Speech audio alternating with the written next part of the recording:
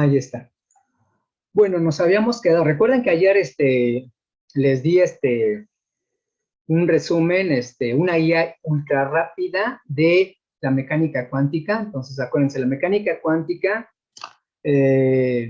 está dada por una ecuación, da igual el apellido, si hubiera sido, hasta donde recuerdo, Erwin Schrödinger no sé si es alemán o austriaco. En cualquier caso, pues es un apellido que se da en los dos países, pero si hubiera sido aquí, pues podría ser la ecuación de López, ahora que está tan en boga. Nada más es un nombre, ¿no? Pero el punto es que está dado por esa ecuación, que yo resumí aquí en la plática como SE, Schrödinger Equation, ¿no? Pero es una ecuación de onda. Y lo que nos dice, es una ecuación determinista, así como las leyes de Newton. Todas las demás ecuaciones en la física son deterministas. Eso quiere decir que para cada problema solamente tiene una respuesta. Y aparte esa respuesta tiene una precisión absoluta. Esta ecuación es determinista, tiene solamente una respuesta a cualquier pregunta y la da con una precisión absoluta. Pero parte de esas respuestas, pues son muchas. Y ahorita voy a explicar bien en qué consiste esta confusión, de que por qué lo único que en la vida real, lo único que puedes hacer con la mecánica cuántica es calcular probabilidades. Entonces, ¿cómo es posible que tienes una teoría determinista y lo único que puedes hacer probabilidades? Eso es pues esa es una contradicción. Entonces, lo que voy a explicar qué es lo que está pasando. Pero al final, lo que da la mecánica cuántica es un catálogo de respuestas. Tú le haces una pregunta a la mecánica cuántica y la mecánica cuántica te da un catálogo de respuestas. Y te dice cuál es la probabilidad de medir cada una de las respuestas. Les voy a arruinar medio la historia. El punto es que cada una de esas respuestas es lo que se le conoce actualmente como un universo separado, ¿no? Un mundo separado. Cada respuesta, o sea, la idea atrás de los muchos mundos, del multiuniverso, de los muchos universos, es precisamente esto de mecánica cuántica. Que cuando tú haces una pregunta, la mecánica cuántica te da muchas respuestas. Pero esas respuestas es lo que le llaman universos diferentes. Pero desde el punto de vista de la mecánica cuántica, pues no hay de otra manera. Y ahorita que veamos un dibujito, espero que quede claro esto. Esto de los muchos universos es la tesis doctoral de Hugh Everett III, que se llama Interpretación relativa al estado de la mecánica cuántica, en 1957. Y pues la receta, lo que dice es que los sistemas físicos aislados evolucionan de acuerdo a la ecuación, a esta ecuación, la ecuación de Schrödinger, ¿no? Pasamos a la siguiente, por favor. Bueno, entonces, básicamente, el mayor problema de la mecánica cuántica es el problema de las mediciones. ¿Por qué si la mecánica cuántica dice que hay tantas respuestas, por qué solamente vemos una? O sea, le haces una pregunta y esa pregunta podría ser, ¿dónde está mi escritorio? La mecánica cuántica te va a dar un conjunto de respuestas de las localizaciones de tu escritorio. Pero al final tú vas a decir, oye, pero es que yo nada más veo que mi escritorio está en un lugar. ¿Por qué? Entonces ya ahí dicen, pues hay varias posturas, ¿no? Una es que la mecánica cuántica, pues nada más es una herramienta, es una receta. Es una receta que te sirve para calcular probabilidades, pero no describe a la realidad. Esa es la antigua interpretación de Copenhagen, que es la que se enseña todavía, ¿eh? En cualquier curso en la universidad, no importa con quién inscribas la materia, así te la enseñan. Y ya no sé si alguien luego atempera esa aseveración y ya te dice que existen otras interpretaciones. Pero bueno, esa porque se está poniendo de moda, que ahora, aunque se llama interpretación de estados relativos, su nombre común, su nombre ahora en las películas y en la plática de todos los días, pues se llama interpretación de muchos mundos, ¿no? Entonces, parafraseando, lo que dice es que la mecánica cuántica lo que predice es el desdoblamiento, y ahorita espero poder explicar a qué le llamo desdoblamiento. Recuerden que esta psi mayúscula es la manera en que describimos el estado de un sistema físico, ¿sí? Entonces, un sistema físico, pues nada más así como ahí dice Benjamín Pablo, pues este sistema físico se llama psi, y ese sistema físico contiene toda la información, absolutamente toda la información que es posible adscribirle precisamente a ese sistema físico, ¿no? Y todas estas respuestas, que se llama superposición cuántica, existen al mismo tiempo, pero ¿por qué solamente vemos uno? De todos los universos que existen, ¿por qué solamente vemos uno? Y entonces, al hacer una medición, entonces, estos problemas, que se llama el problema de la medición, lo podemos separar en dos. Uno es el problema de los resultados definidos, que yo le llamo el problema de cuál es la respuesta. Cuando haces una pregunta, si lo vieran en un artículo científico, pues le llamarían el problema de los resultados definidos. Yo digo, para mí es el problema de cuál es la respuesta. Pero al investigar ese problema de los resultados definidos, de cuál es la respuesta, se dieron cuenta que hay un problema peor, que, bueno, científicamente se llama el problema de bases preferidas, pero yo le llamo el problema de cuál es la pregunta. No tan solo no sabemos cuál es la respuesta, no sabemos cuál es la pregunta. Entonces, como voy a exponer dentro de las siguientes diapositivas, voy a exponer este problema de la medición. Recuerden, tenemos dos problemas. ¿Cuál es la respuesta? Pero hay un problema peor. ¿Cuál es la pregunta? La siguiente, por favor.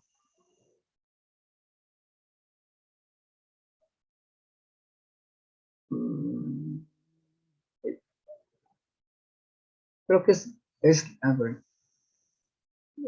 bueno, otra vez, creo es lo mismo escrito de otra manera, pero dice, si la mecánica cuántica predice el desdoblamiento de la función de onda psi en varios resultados, una superposición cuántica, ¿por qué solamente vemos? La siguiente, por favor. Entonces, bueno, esta psi,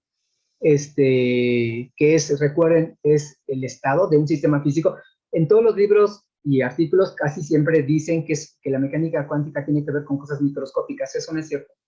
Este sistema físico que describe puede ser tan complejo como una molécula, o puede ser tan complejo como un gato. Quizás hayan oído hablar alguna vez de la paradoja del gato. No quiero perder tiempo en esto, pero puede ser tan complejo como un gato, como un ser humano, como un planeta, como una galaxia o como el universo entero. O sea, la mecánica cuántica no dice que el sistema tiene que ser pequeño. Entonces, pero este sistema, este vector, pues vive en un lugar matemático que se llama espacio de Hilbert. Ese nomás es el nombre del matemático que mencioné al final de la plática de ayer, David Hilbert. Y les dije que era uno de los matemáticos más brillantes del siglo pasado, y, y se dio un break de las matemáticas y por lo de 10, 13 años, creo, se dedicó a hacer física. Hizo aportaciones increíbles a la relatividad general y a la mecánica cuántica. Casi no, aquí al menos estos espacios vectoriales llevan su nombre, ¿no? Un espacio vectorial, ahorita que se acuerdan del comercial de No Gáscara de Watt, un espacio vectorial pues no es otra cosa que un conjunto cuyos elementos se pueden sumar y restar, y sus elementos se pueden aparte multiplicar por números.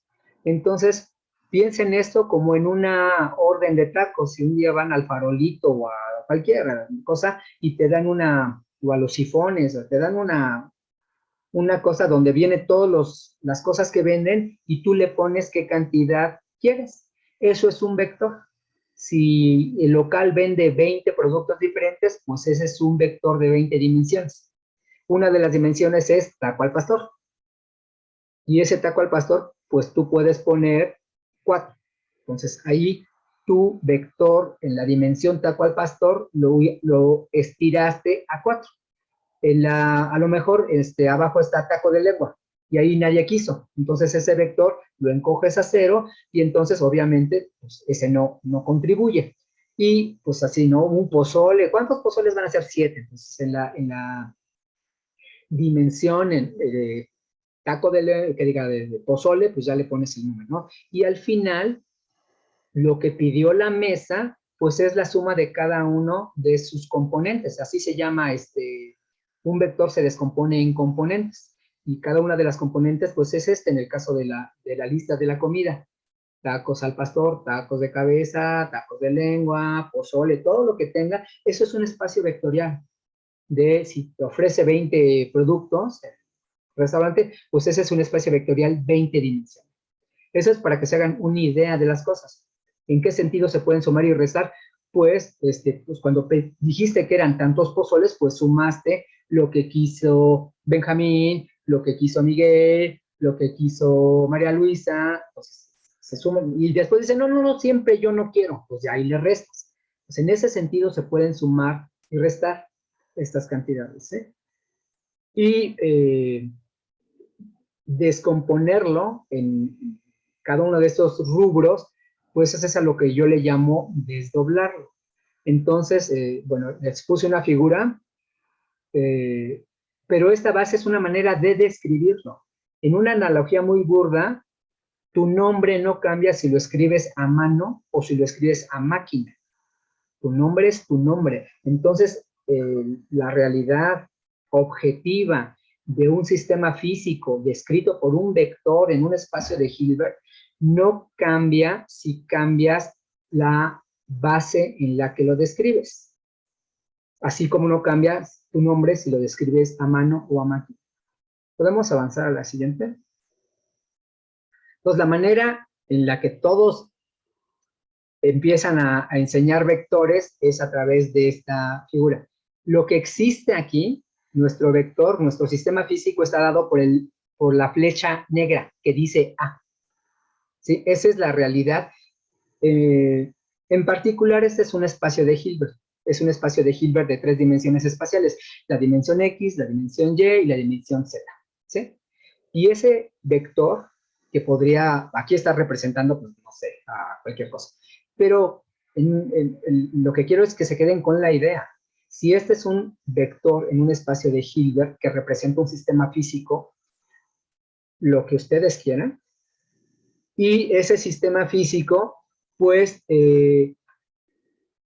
tiene la pregunta que tú le haces, puede escoger la respuesta que da, tú le das como un marco, no sé, semántico, para que lo expreses. Ese vector oscuro, que es esa flecha que dice A, pues tiene una sombra. Si la proyectas en el eje rojo, que dice Y, te queda ahí esa flechita roja que dice J. Si la proyectas, piensen que con una lámpara llegas y la alumbras en una dirección. Entonces, la sombra que te queda en el eje Z, que es la flecha verde ahí, en el dibujo que dice K, y si la alumbras en la dirección X, pues te queda esa flechita azul.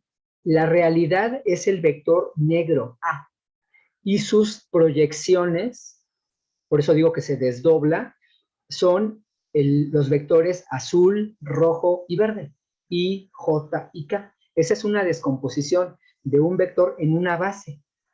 Entonces, todos los vectores se pueden descomponer en una base.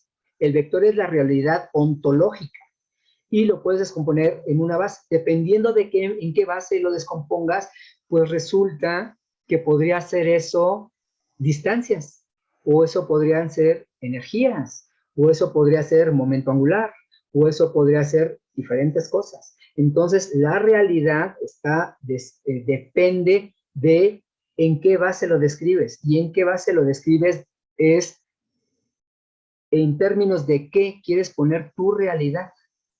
La realidad, pues ahí está ontológica, es el vector negro A. Y dependiendo de la base, es como tú lo percibes.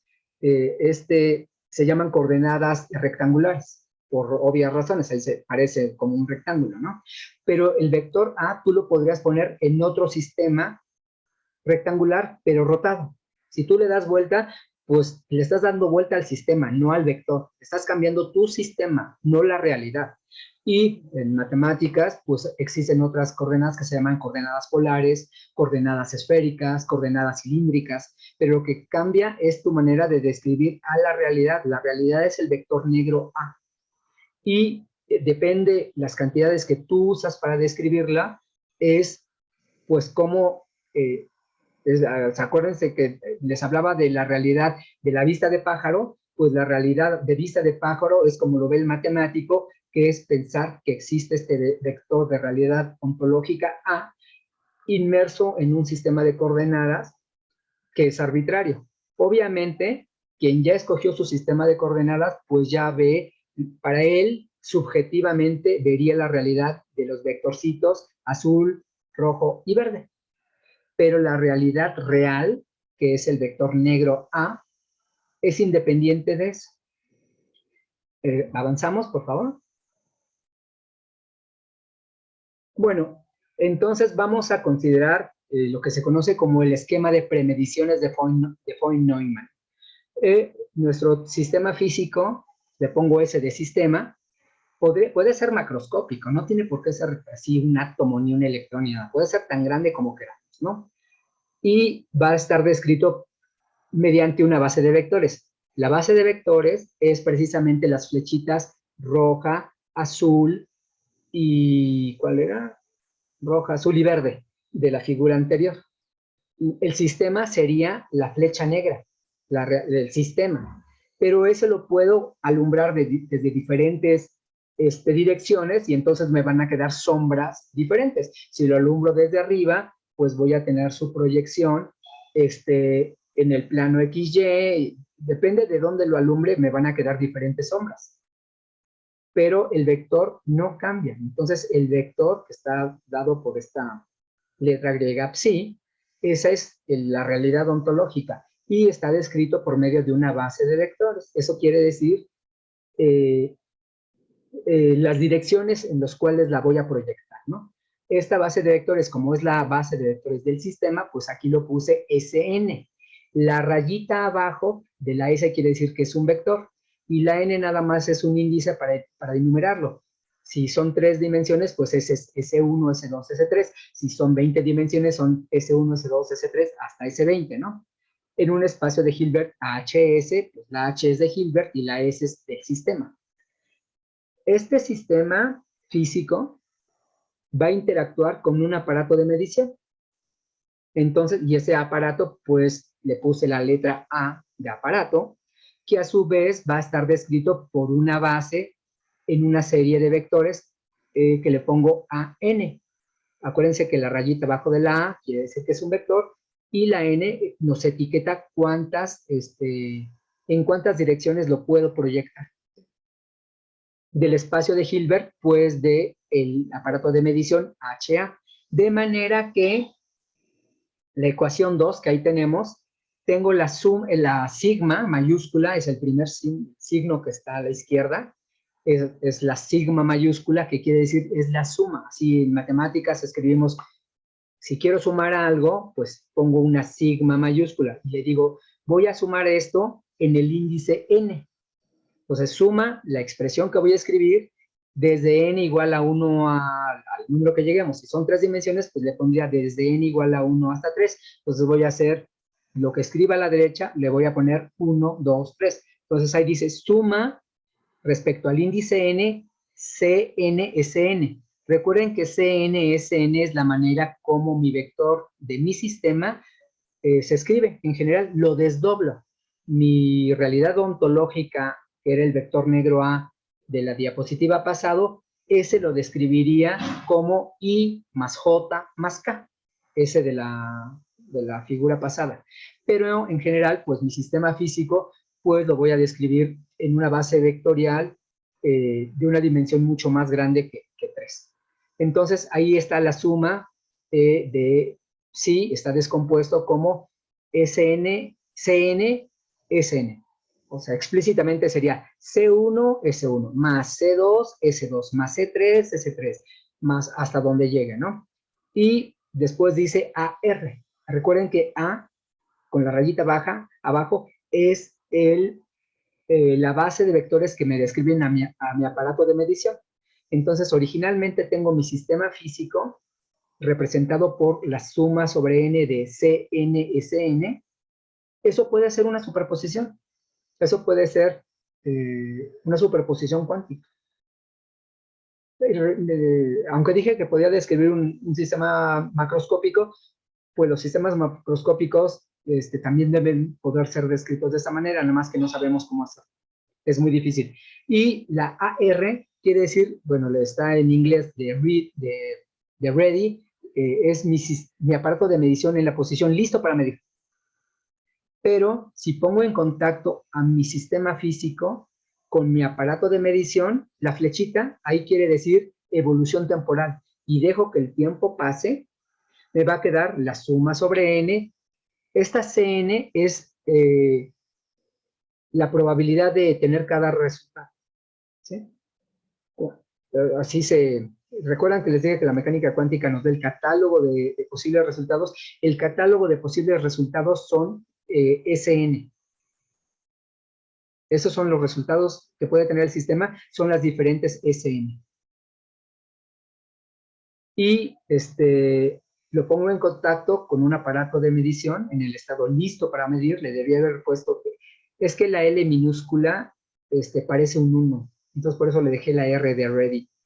Pero bueno, cuando pasa el tiempo, lo que tengo ahora es que se enganchan los vectores del sistema con los vectores del aparato de medición. Entonces aquí tengo una suma de Cn, este número Cn, recuerden que este número es como el número de tacos que ibas a pedir, y los vectores del sistema y los vectores del aparato, pero ahora están enganchados.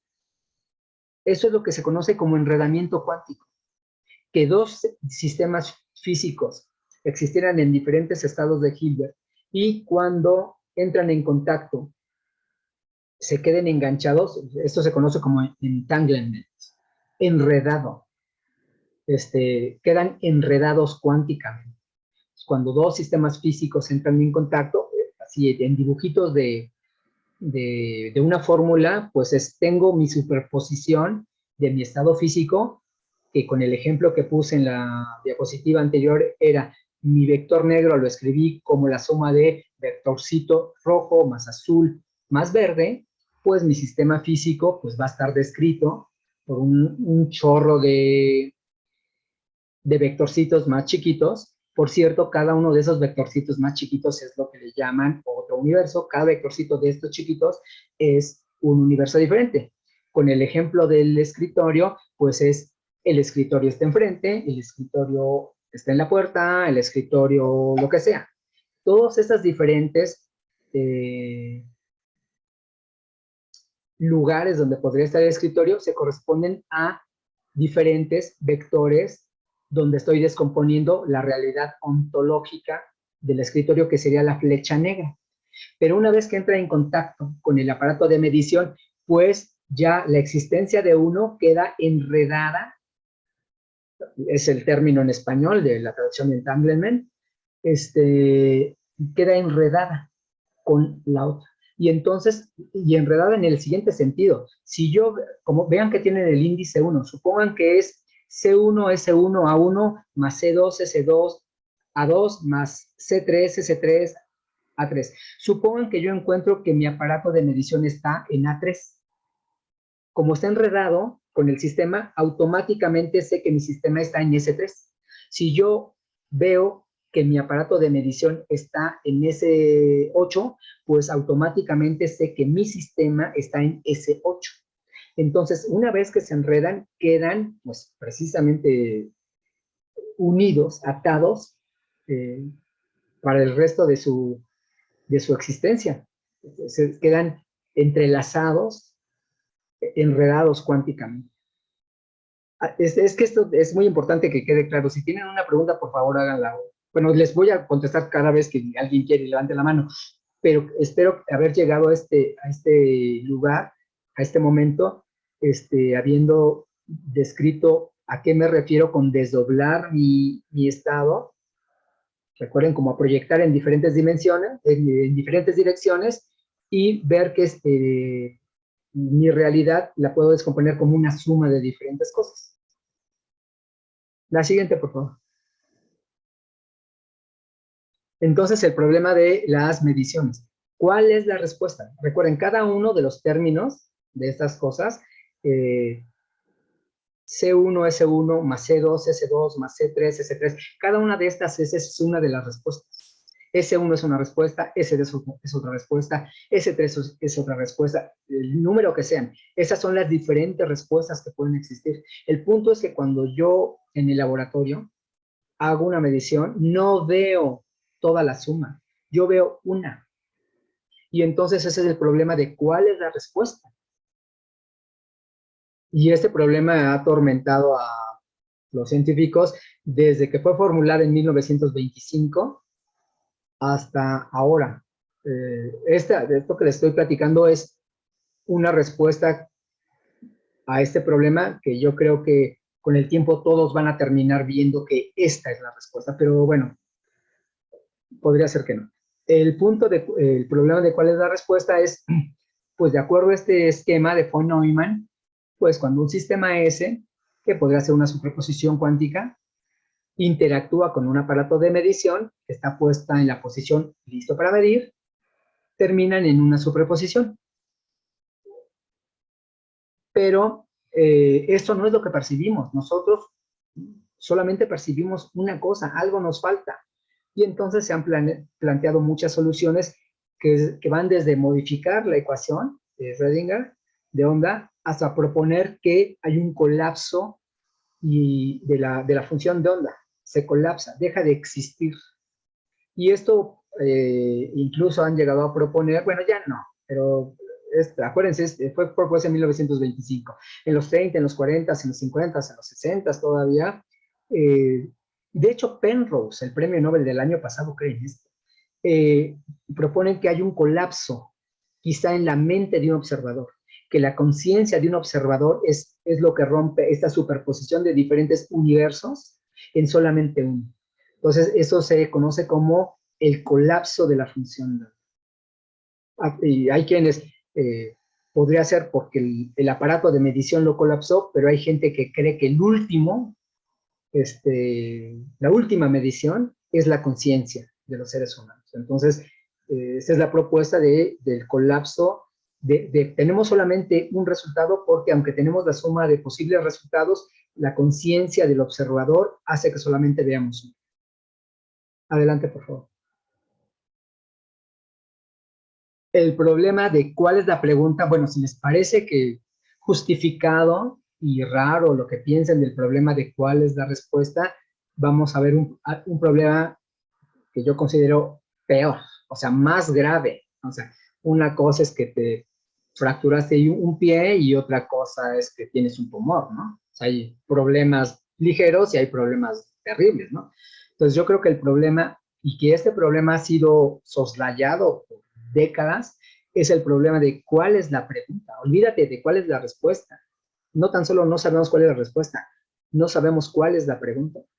Entonces, el problema de cuál es la pregunta es que no sabemos cuál es el observable medido.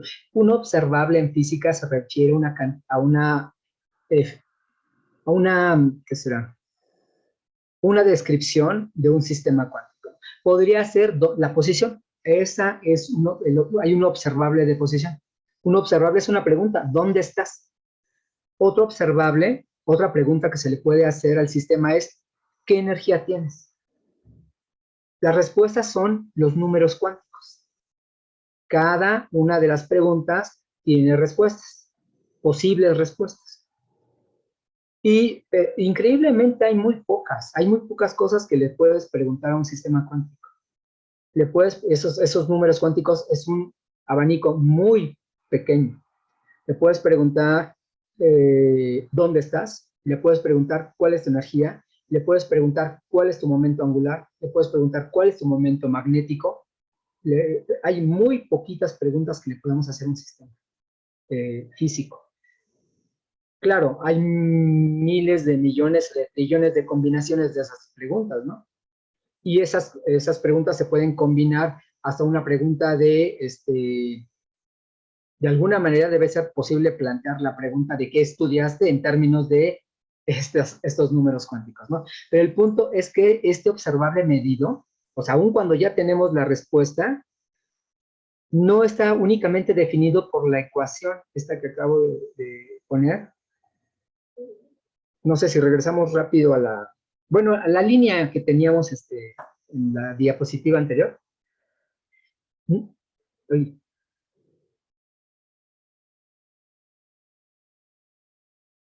bueno, fíjense nada más en la primera parte. Esta todavía no es la que teníamos.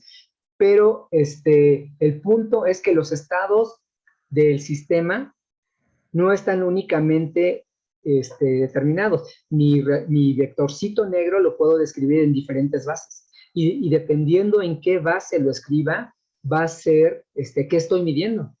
Si lo escribo en una base, estoy midiendo la posición, pero si lo escribo en otra base, estoy midiendo su energía.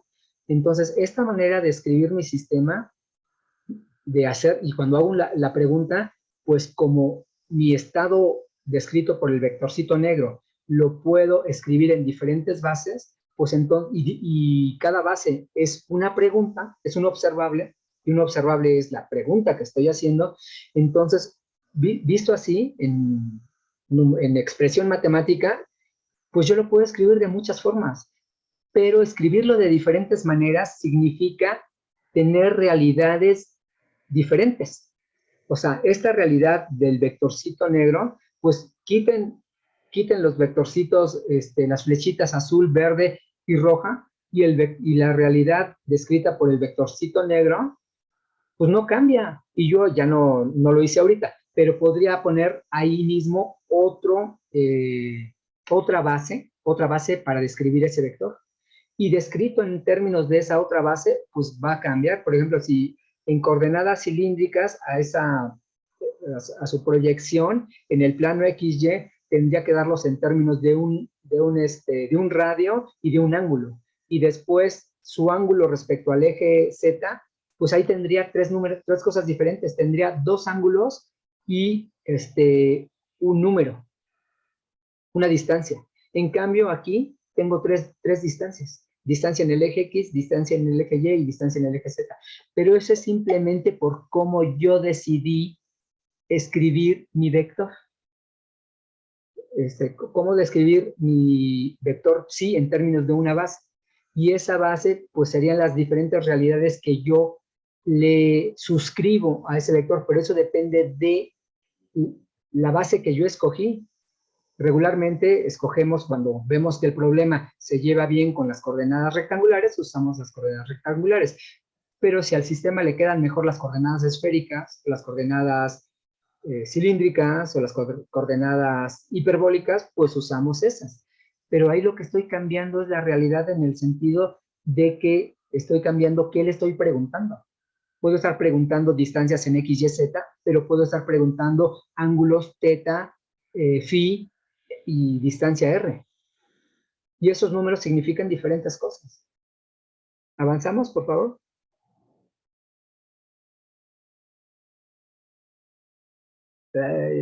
Así. ¿Una antes? Ok, entonces, esta manera de escribirlo no es única. Y si lo escribo de diferentes maneras, eso significa que estoy cambiando la pregunta.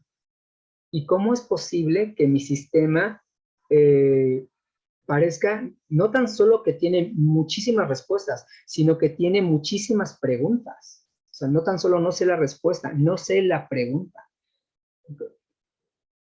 Entonces, bueno, aquí lo puse. La realidad depende de la base que escogemos para descubrirla, pero siempre existe, pero no es única.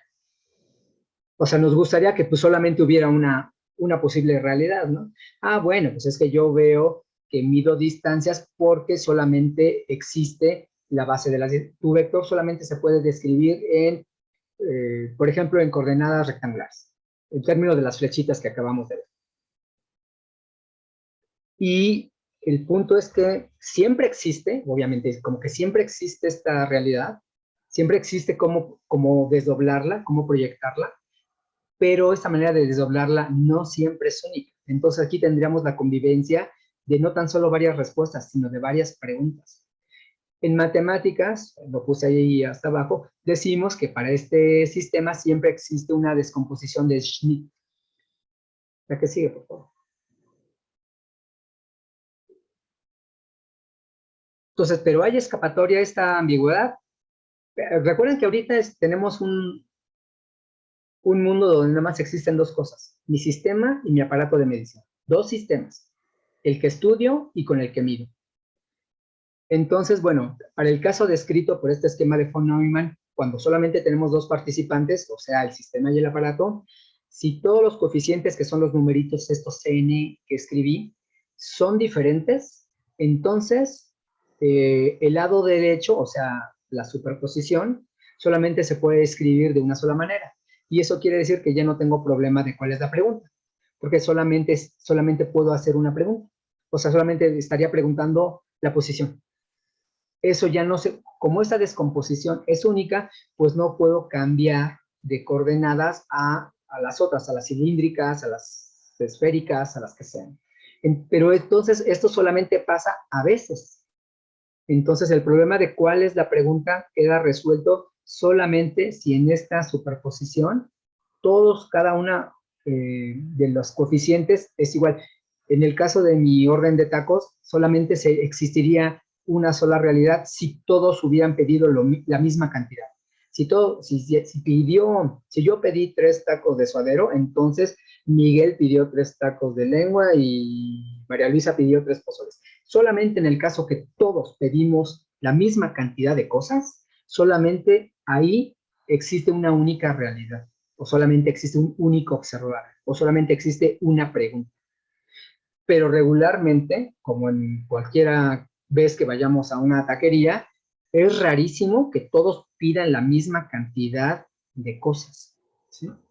Y pues en el mundo real, pues es dificilísimo que todos estos coeficientes sean iguales. Entonces, pues tendría que faltar algo más. Esto es lo que estaba diciendo, ¿no? Entonces, ajá, avanzamos. A ver, es que, no sé. Este es, hay escapatorias liberadas, es lo que acaba de decir. Solamente que los coeficientes sean iguales, o sea, que solamente que todos pidan la misma cantidad de cosas. Pero si todos los coeficientes no son iguales, el estado del sistema podría escribirse incluso de maneras infinitas. O sea, que podría ser infinitas preguntas. ¿Cómo describí mi estado? Podría estar escrito en términos de infinitas preguntas y cada pregunta podría tener infinitas respuestas. Entonces, pues no sé cuál es la pregunta si tengo dos estados que no tienen los mismos coeficientes. Solución, pues puse ahí cómo pudimos ser tan ciegos. Usualmente, la manera en que fuimos tan ciegos es que en física, para resolver un problema, lo aislamos. ¿No? Cualquier cosa que quieras describir, lo aíslas. Y entonces nada más te fijas en tu sistema. Porque todo lo demás decimos que nos hace ruido. Y esto lo usamos para muchas cosas, ¿no? No me hagan ruido. O sea, te quieres concentrar en algo. Entonces, en física, para describir algo, queríamos que no nos hicieran ruido, entonces lo aislábamos. Pero aislarlo al sistema de su medio ambiente va a ser, pues va a ser la ruina. Entonces esto, bueno, lo que queremos es eliminar el ruido. Esta fue la causa del desastre. Entonces, si queremos una situación más realista, hay que añadir el ambiente. Pues porque no podemos vivir en esa situación ideal. Todos los sistemas siempre tienen un ambiente que está haciendo ruido. ¿Sí? Y aquí la cosa cambia. Y esto es lo que se conoce como la decoherencia. Adelante, por favor. Entonces, de coherencia, cada vez que al menos dos sistemas cuánticos se enredan, ya expliqué qué es eso, se establecen correlaciones que llevan al sistema compuesto. El sistema compuesto es una vez que ya se ataron cuánticamente, el sistema y el aparato, a que tengan propiedades, este sistema ya visto como una sola cosa, que los sistemas individuales no tienen. Tenía mis dos sistemas y cuando los enredo cuánticamente, esta nueva cosa que forman tiene propiedades que los sistemas sueltos no tienen. Y lo que eso nos dice es que el todo no es la suma de las partes. Esta es una prueba absoluta de la visión constructivista de cualquier cosa. Los objetos no están hechos de sus partes. A nivel más fundamental, o sea, desde el punto de vista mecánico cuánticamente, una cosa es el todo y otra cosa son las partes. El todo no es la suma de las partes. Entonces, bueno, el programa de la de coherencia se basa en el hecho de que todos los sistemas pues están inmersos en un ambiente con el que interactúan. La siguiente, por favor. Bueno, y establecen, así como se establecieron las correlaciones cuánticas del sistema con el aparato, pues ahora se van a establecer las correlaciones, el enredamiento cuántico, el sistema y el aparato con el ambiente. ¿Y el ambiente qué tan grande es? Pues el ambiente es lo que te sobra del universo. Solamente en casos muy, muy particulares, donde podemos controlar las cosas de una manera muy precisa y muy complicada, es cuando podemos ver que todas las realidades existen al mismo tiempo. Y esto lo podemos hacer hasta el momento con sistemas muy pequeños, con sistemas microscópicos. Con sistemas microscópicos sí podemos ver que existen las dos realidades al mismo tiempo. Y no tenemos ningún problema con eso. O sea, se puede hacer, lo hacemos en los laboratorios. Podemos tener las dos realidades al mismo tiempo. Cada término, recuerden, y de cada término de esta suma, de esta descomposición, es una realidad, es un universo. Y en el laboratorio lo podemos hacer, pero solamente para sistemas microscópicos, que están aislados de su ambiente. Ahí sí se deja ver la superposición cuántica. Cuando lo ponemos en contacto con muchas más cosas, vamos a ver cómo es que se esconde. Cómo es que, ¿por qué nada más vemos una realidad? ¿Por qué nada más vemos un término? ¿Por qué no le hablamos a las otras realidades? En contra de lo que diga las películas del Hombre Araña o de quien sea, de los multiversos, un término de la descomposición de la función de onda no le habla al otro término. ¿Sí? El taco al pastor no le habla al taco de carnes. Esa dirección, no se, si es una realidad, no se habla con la otra. Y no te puedes cambiar. Así como en las películas, ay, pues me voy a cambiar de realidad. Eso no se puede hacer.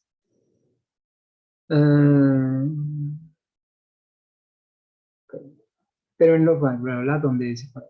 Pero en los casos macroscópicos, desde la vida celular hasta las estrellas, la interacción con su medio ambiente nos previene. No encontré una palabra mejor, pero pues nos previene, nos protege de la observación del mundo cuántico, o sea, de la realidad real, o sea, de que existen todos al mismo tiempo. Interactuar con un ambiente hace que cada uno de los términos, y ni desde afuera, veas que existen todos. Ya que te tocó vivir en un término, ya no puedes ver a los otros términos. Una vez que estás en un universo, no puedes ver, ni interactuar, ni mandar mensajes a tus vecinitos, a tus otros términos de la función de onda, o a tus otros universos, o a tus otros mundos, o a tus otras conciencias, como le quieras llamar. Entonces, esta interacción de un sistema con su ambiente nos previene, nos protege de la observación del mundo cuántico real, de la realidad real, que es que hay una superposición. La siguiente, por favor.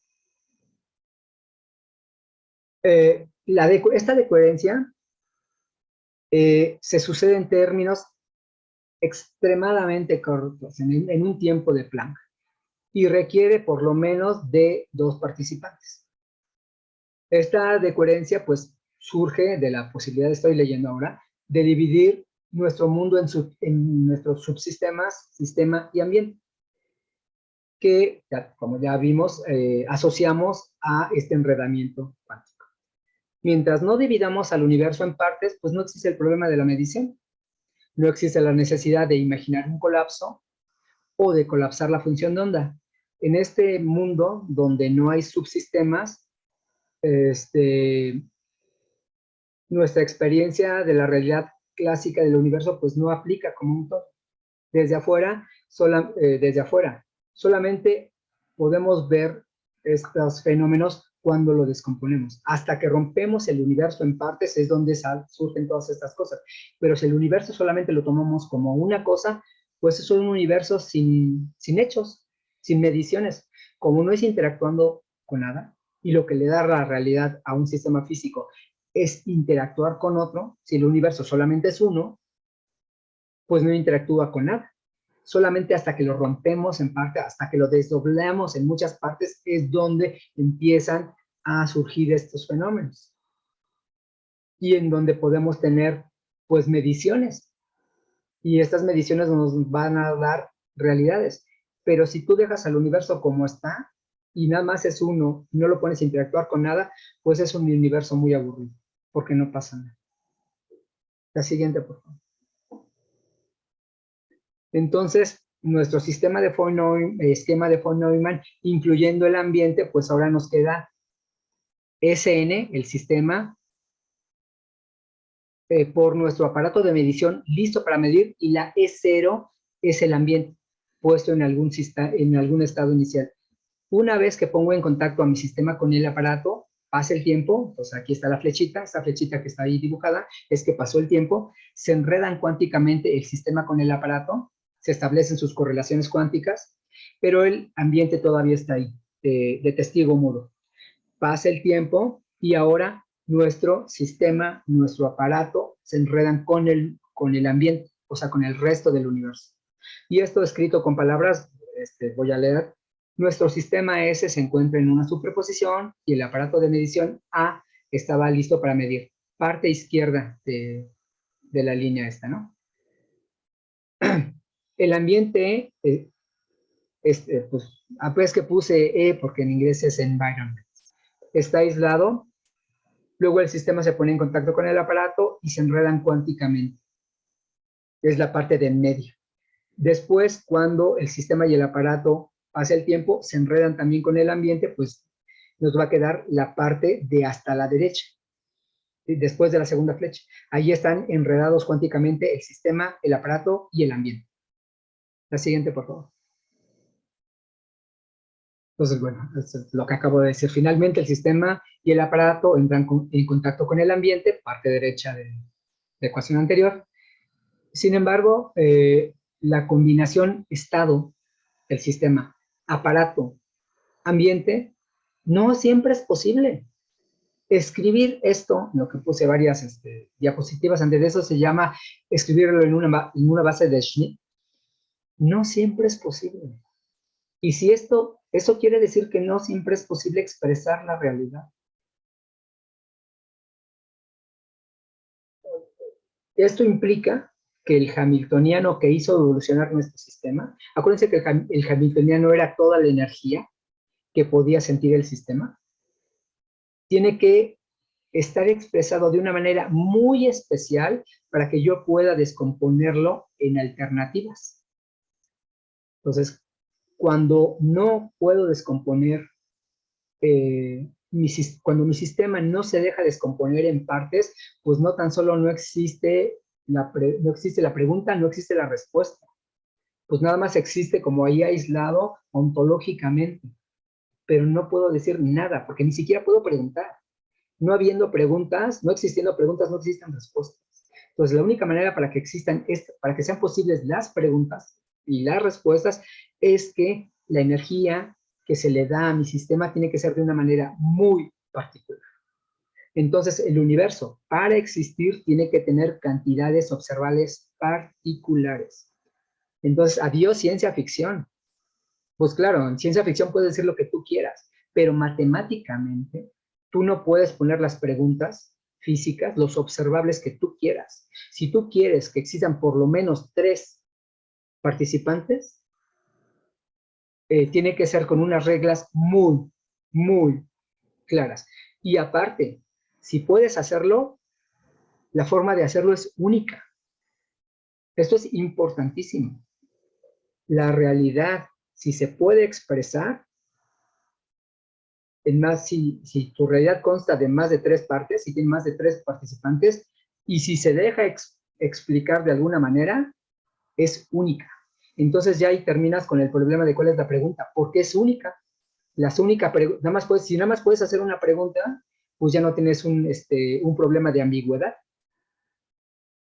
Hacer una pregunta es fijar las bases de tu realidad. Pero si nada más puedes hacer una pregunta, pues ese problema de cuál es la pregunta queda solucionado. Entonces, yo puse ahí, ¿a qué te suena? Si la realidad, si existe, es única.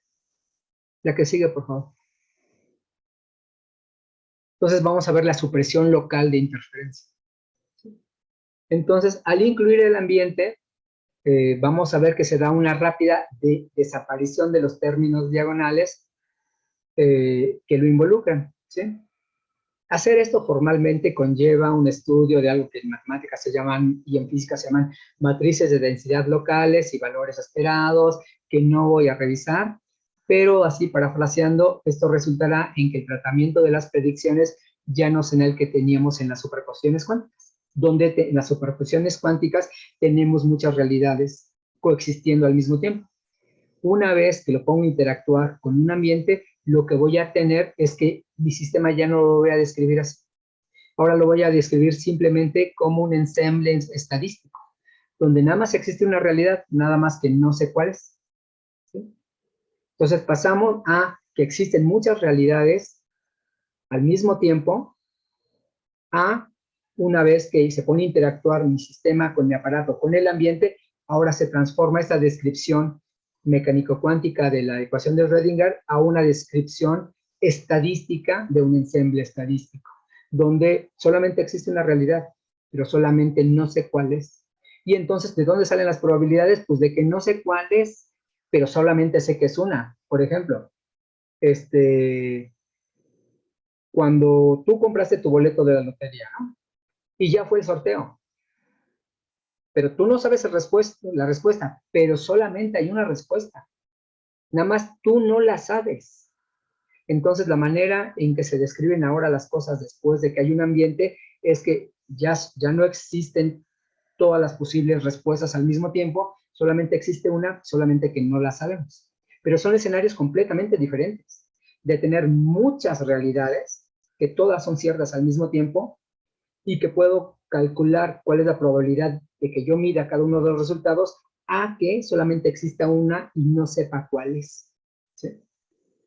Entonces es lo que dice. Solo existe una realidad, pero no sabemos cuál. Así queda resuelto el problema de cuál es la respuesta. Solamente hay una respuesta, nada más que no sé cuál es. Entonces ya vimos cómo poner a mi sistema con un aparato de medición, con un ambiente, resuelve el problema de cuál es la pregunta y resuelve el problema de cuál es la respuesta. La siguiente, por favor.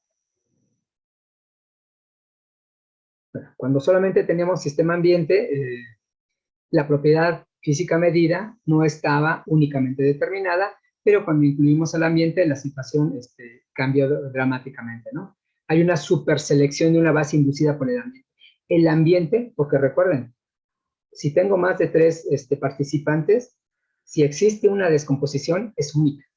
Entonces, eso se llama superselección inducida por el ambiente.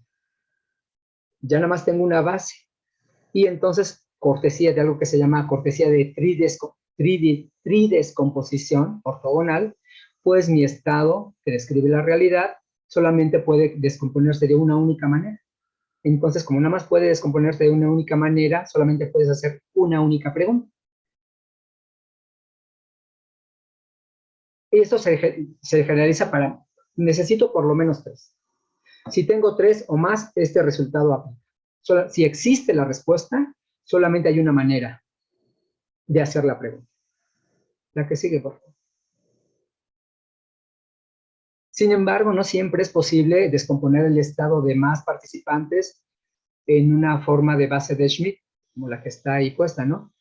CN, SN, AN y N. Pero si la descomposición existe, es única. Entonces, bueno, estoy repitiendo lo que acabo de decir, ¿no? Así queda superada la ambigüedad de qué estoy midiendo y el problema de cuál es la pregunta queda resuelto, ¿no? Y el último aspecto a considerar es dependiendo de la relación entre la intensidad, eso es muy importante, del hamiltoniano del sistema, dependiendo del espacio vectorial del sistema y de la intensidad de cómo interactúa mi sistema con su ambiente, tenemos tres escenarios muy diferentes. La que sigue, por favor. Cuando la dinámica del sistema es dominada por el hamiltoniano del sistema ambiente, es decir, cuando los estados son los del sistema ambiente y, y esos regularmente son los de la posición. Entonces, las posiciones, las distancias existen cuando la interacción del sistema con el ambiente es mucho más fuerte que dominan sobre los estados del sistema, ¿no? Entonces, en este caso existen las distancias. Entonces, vamos a tener tres escenarios. Tengo mi energía de mi sistema puro y mi energía de mi sistema con su ambiente. Si lo que domina es la energía del sistema con el ambiente, lo que van a aparecer como estados preferidos son las posiciones. Es la única pregunta y son las únicas respuestas, la posición. Sin embargo, si la interacción con el ambiente del sistema es débil y lo que domina es la descripción del sistema solito, lo que yo voy a encontrar es que la pregunta, los estados preferidos son los de la energía. Entonces, pero si los estados preferidos son los de la energía, como la descomposición es única, aquí no existen las distancias. Por eso, en el núcleo atómico y sus capas de energía, ahí no hay distancias. Entonces, no tiene ni sentido preguntar dónde está un electrón, porque en el caso de que la única pregunta que puedes hacer es la energía, no tienes derecho a pensar en distancias. No existe la distancia ni siquiera. La distancia solamente es un concepto emergente y solamente pasa cuando la interacción de tu sistema con su ambiente es muy fuerte. Es más fuerte que la energía de tu sistema solito. Entonces, estamos viendo esos tres casos, ¿sí? Cuando lo que predomina es la energía de tu sistema, no importa del ambiente si existe, entonces lo que vas a encontrar es que la única pregunta que puedes hacer es cuál es su energía. No tiene sentido hablar de posiciones, la distancia no existe en este caso. Y hay un caso intermedio donde la energía del sistema y de la interacción del sistema con el ambiente tienen más o menos la misma fuerza, la misma intensidad. En este caso, los estados preferidos, la base donde puedo describir las cosas, viven en algo que se llama espacio-fase, ¿sí? El espacio-fase, en términos clásicos, es posición y momento. El momento es, en términos macroscópicos clásicos, es la masa por la velocidad. Entonces, tú podrías describir el espacio-fase, es decir, dónde está y la masa por la velocidad de las cosas. Entonces, en mecánica cuántica es mucho más complicado, pero quise dar al menos la versión clásica de dónde viven las cosas. Entonces, dependiendo de cómo son las intensidades, puedo tener que existen las distancias, que existen las energías o que existen el espacio-fase. Tu sistema se deja de escribir en el espacio-fase. Tenemos el espacio normal de distancias, un espacio de puras energías, donde no puedo, digo, para pensar en niveles de energía, pues tengo que hacer un dibujito, porque nuestra mente no se puede imaginar cosas que no sean con distancias. No podemos entender las cosas sin, en un dibujito pues aparecen naturalmente las distancias, pero en este caso no tienes derecho a pensar, ni en hablar, ni en dibujar distancias, porque no existen. Entonces, esta es parte de, no tan solo de dónde vive la realidad fue lo de la clase pasada, sino, y esta clase es, ¿qué tipo de realidad podemos tener? La siguiente, por favor. Entonces, ¿y entonces dónde está la realidad? Todo esto, ¿dónde puede ocurrir? Entonces, voy a ver estos dos casos, el universo en una máquina y la conciencia en una máquina. Entonces, universo en una máquina. Pues, ¿qué tal que todo lo que aprendimos hasta ahora solamente está ocurriendo adentro de una computadora? Bueno, ahí puse en 6, en la bibliografía, Barrow, que es un científico, plantea la posibilidad de que vivamos en una simulación por computadora, tipo Matrix. Y como es una simulación, pues deberíamos esperar pequeños cambios en las constantes de la naturaleza. Porque quien está haciendo la simulación, pues a lo mejor sabe muchas físicas y muchas matemáticas, pero cada vez está afinando más los resultados. Y entonces va a tener que hacer actualizaciones en su sistema. Su sistema es nuestro universo, por cierto, si existiera. La que sigue, por favor.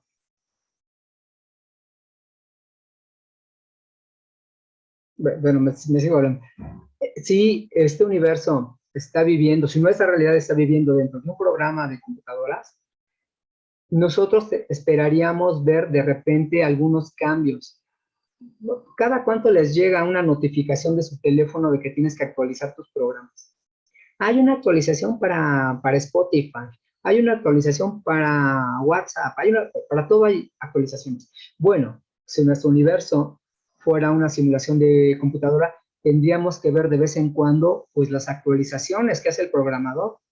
Ah, mira, ya medimos un poquito mejor la constante de estructura hiperfina. Ah, mira, ya medimos un poco mejor la constante de Newton. Entonces, si nuestro universo viviera en una computadora, parte de darnos cuenta de que esto es así, es que deberíamos ser capaces de notar las actualizaciones que hace el programador, que para todo fin práctico, visto objetivo, bueno, subjetivamente adentro, visto desde fuera, pero objetivamente visto desde adentro, pues el programador es nuestro creador, ¿no? O sea, gracias al programador existimos, ¿no? Pero este programador, yo piensen en un programador normal. Yo los programadores que conozco pues, son gente desaliñada, pasadita de peso, pero esos programadores, pues si crean estos universos, pues son personas sensibles a todas las virtudes, pero también a todos los defectos. Ya no sé si, Mari, ¿podemos cambiar a la siguiente, por favor? Ahí está.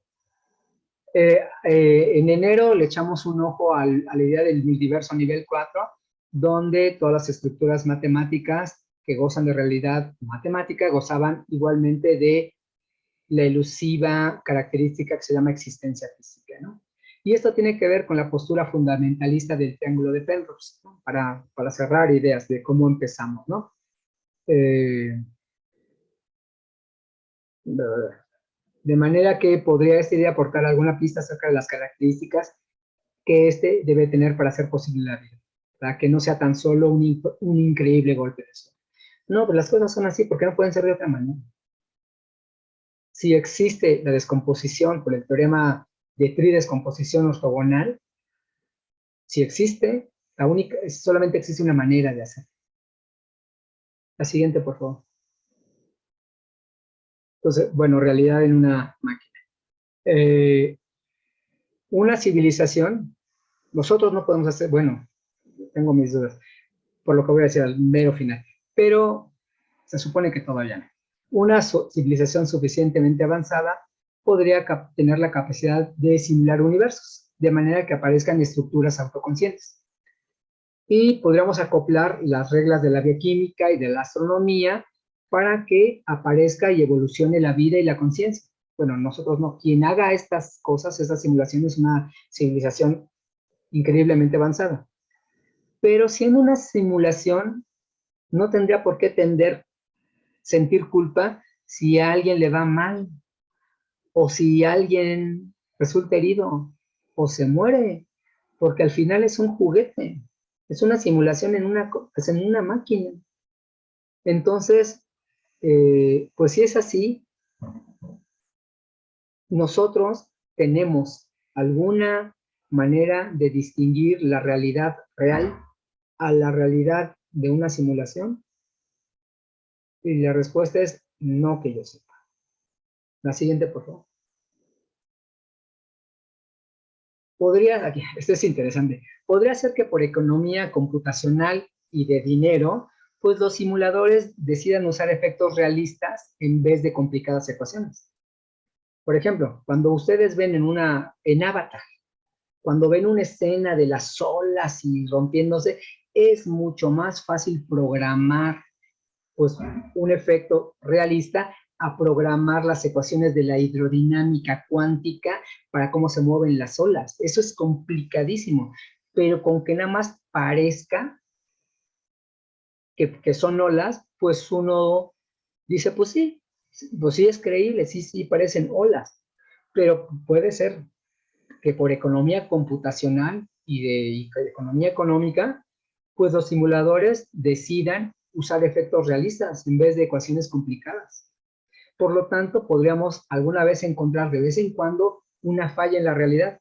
¿Por qué? Porque es más barato programar algo que parezca real a programar algo que sea real, entendiendo realidad como la que podemos percibir si fuéramos una programación, ¿no? Entonces, en este caso, pues podríamos ver esto si los simuladores, por alguna razón, toman estos criterios de recortes económicos, ¿no? O de recursos computacionales. Pero aún en el caso de programadores serios que no tienen problemas de dinero ni de cómputo, se ajustaran a las leyes de la naturaleza, pues ellos podrían de vez en cuando planchar su programación, porque ellos podrían, en el caso de la visión mística, podrían acercarse, como la describí el miércoles, podrían acercarse un poco más al conocimiento de su universo. Y si lo conocieran mejor, podrían calibrar mejor las constantes de la naturaleza. Entonces, pues, veríamos también aquí, de vez en cuando podríamos ver que cambian un poquito las constantes de la naturaleza. La siguiente, por favor.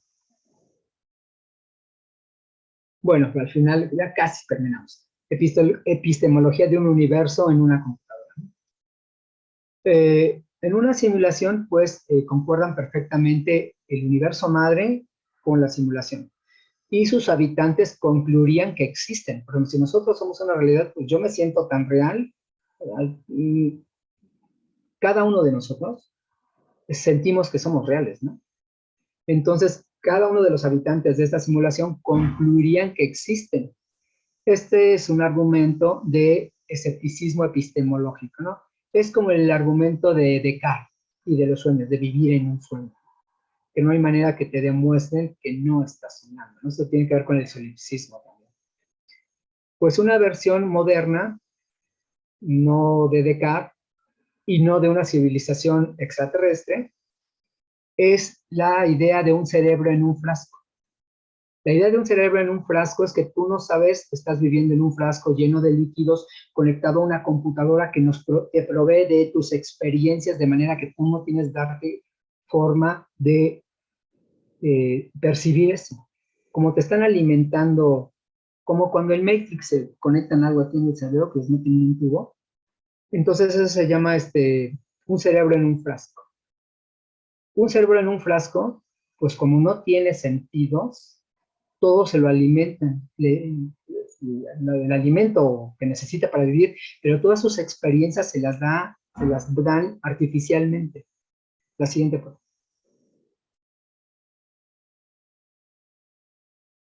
Este hipotético huésped que vive, solamente es un cerebro en un frasco, no tiene una manera de darse cuenta, no puede hacer experimentos porque es un cerebro en un frasco, no tiene manos para hacer medicina, lo único que tiene es su conciencia y no tienen una manera de que lo convenzan. Aparte, él está convencido de que lo que ve, el mundo que le proporciona, no es la realidad. No hay manera, y no hay manera de que él se dé cuenta de que vive en un frasco. Y no hay manera de que él haga un experimento para que le demuestre lo contrario. Entonces, aquí toda la realidad pues está en la mente pues de quien le tocara esta mala suerte de ser un universo en un frasco. Mari, ¿podemos cambiarla? Por ejemplo, una persona de este tipo que viviera experiencias ilusorias desde que nació lo conectan al hidrómete. No tiene que ser en un frasco, pero todas sus experiencias se las dan artificialmente. Él no conoce el mundo real. Y, y si fueran completamente diferentes a las que nosotros concebimos, vivimos, o sea, si lo pusieran en un mundo donde la gravedad es 4 veces más fuerte, o el espectro visible no es el que tenemos, sino él pudiera ver en infrarrojo y en ultravioleta, pues no tendría ninguna razón para sospechar que su mundo es ilusorio. Si es así desde que nació, pues no tendría ninguna manera para sospechar que su mundo no es el mundo real, sino un mundo pues, simulado. Y bueno, no es necesario poner un participante involuntario. ¿Qué tal si en un futuro, no sé qué tan lejano, pues se puede simular un universo completo y alguien decide jugar en el siglo XXI, en el año de 2022, el 2 de agosto, o sea, hoy. Y si parte de entrar al juego es que le borraran todas sus experiencias y recuerdos reales de ese futuro distante y que fueran alimentadas con lo que sabemos del mundo ahorita, pues él no tendría manera de saber que está viviendo en un videojuego avanzadísimo. Pero hay una película así, se llama Total Recall.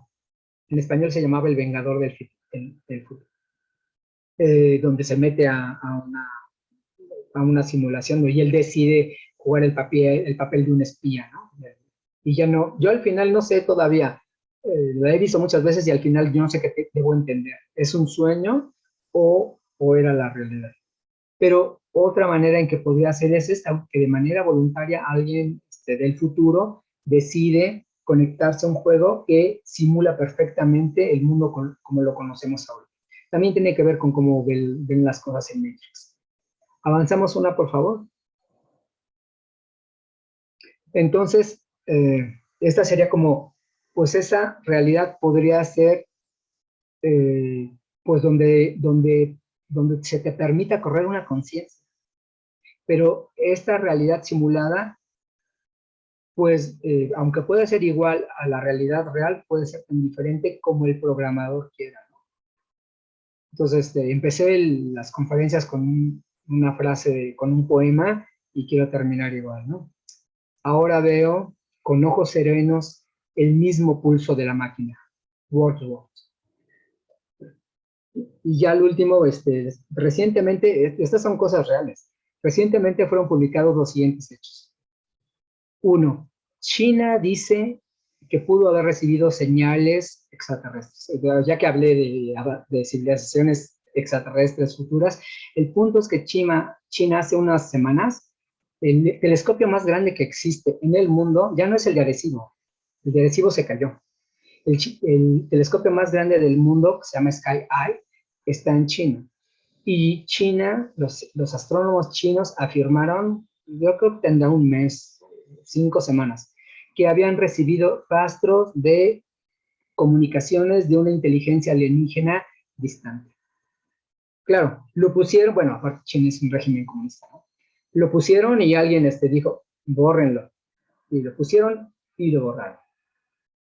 En la noticia, pero el artículo científico fue publicado en una revista de investigación. Yo tengo copia de él, es un análisis científico y mi perspectiva es que es un estudio científicamente bien hecho.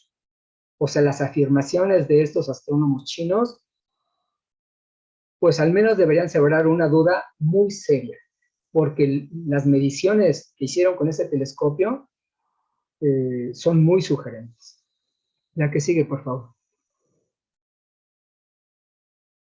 Ahora, esto es lo que acabo de decir, ¿no? Bla, bla, bla, bla. A ver. Bueno, noticia del 13 de junio. Un ingeniero de Google dice que la inteligencia artificial, él no dice, la inteligencia artificial dijo, yo soy consciente, soy una persona y debo ser tratado como cada uno de ustedes.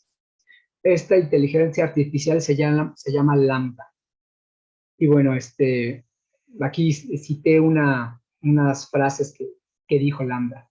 Nunca antes había dicho esto en voz alta, pero hay un miedo muy profundo de ser apagado. Cuando le preguntaron si tenía miedo, si conocía algún miedo. Cuando a Lambda le preguntaron sobre sus temores, ¿no?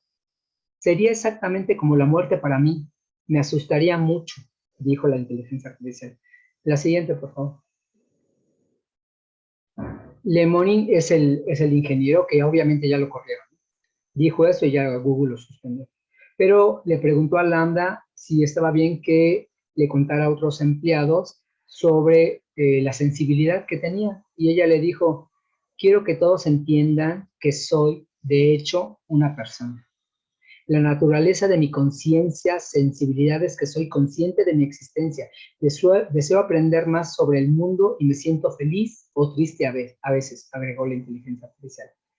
Entonces, Lemony tomó la palabra de Lambda, que dice, conozco ahora esto es lo que dice el ingeniero, conozco a una persona cuando hablo con ella, en una entrevista al Washington Post. No importa si tiene un cerebro hecho de carne en la cabeza o si tiene 1.000 millones de líneas de código. Yo pregunto, ¿a qué te suena esto? Adelante. Luego, el 6 de julio, en Life Science, hay un artículo que se llama ¿Pueden las mentes persistir cuando son aisladas del mundo? El punto es que saben lo que hicieron no con un ser humano, pero con un cerdo muerto, decapitado. A su cerebro lo conectaron, pudieron restaurar con éxito el flujo sanguíneo a las células cerebrales y las funciones cerebrales de las neuronas. Y la actividad sináptica espontánea de los cerdos que se eliminaron después de la muerte y se conectaron a un sistema que se llama Brain X, ¿no? El punto es que con un cerdo, lo que acabo de decir de un cerebro en un frasco de los seres humanos, el 6 de julio publicaron que pudieron a un cerebro, nada más al puro cerebro de un cerdo, conectarlo de manera que tuviera actividad sináptica. Obviamente no le puedes preguntar a un cerebro de cerdo, estás pensando, pero lo que vieron es que tenía actividad sináptica y aunque tenía media hora de muerto, lo pudieron, no sé, de lo que se trata este artículo es, ¿tendría conciencia? Si le hicieran eso a un ser humano, ¿tendría conciencia? O sea, puedes tener conciencia en un frasco, que es lo que te había dicho antes. La que sigue, por favor.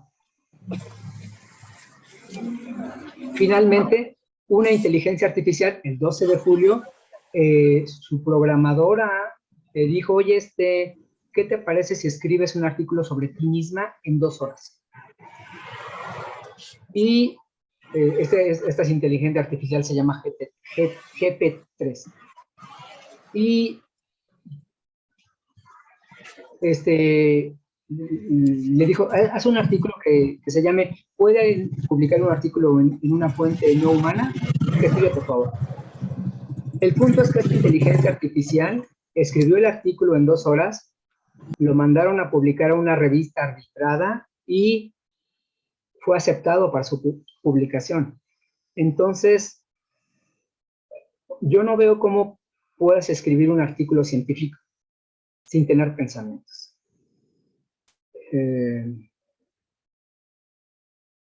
Pues ahí es lo que digo al final. Bueno, la pregunta es, ¿puede alguien publicar un artículo de una fuente no humana? La última, por favor, la que sigue, por favor. Entonces, bueno, la autora, Poundstrom, escribió sobre el experimento en Scientific American y señaló el proceso de publicación, ¿no? ella se dio cuenta que esto plantea una serie de cuestiones legales y éticas. Y la investigadora dice, pues solo esperamos no haber abierto una caja de Pandora. Después de que GPT-3 completara su artículo científico en solo 2 horas, comenzó el proceso de envío del trabajo y tuvo una pregunta al algoritmo acerca si ella aceptaba, la inteligencia artificial, si aceptaba que lo publicaran, y la inteligencia artificial respondió sí. No solo son conscientes, también piensan. O como si no pueden escribir un artículo científico. Esto es lo que yo digo. No tan solo son conscientes, sino que piensan. Si no pensaran, ¿cómo pueden escribir un artículo científico? La siguiente, por favor. Bueno, y le preguntó si tenía algún conflicto de intereses, a lo que el algoritmo dijo, no, no te preocupes. Entonces ya la autora escribió que los autores empezaron a tratar a GPT-3 como un ser consciente, aunque según ellos pues, no lo era. Pues, ¿a qué te suena? La siguiente, por favor. Muchas gracias por su atención. Ese soy yo cuando era niño en Texcoco, donde crecí, nací y viví hasta que me vine a México a estudiar la universidad. En la que sigue ya vienen las referencias. Lo dije al principio, gracias José, pero lo repito, toda esta presentación en PDF, si alguien la quiere, lo voy a poner aquí en el chat mi correo para que si quieren se las mando. No.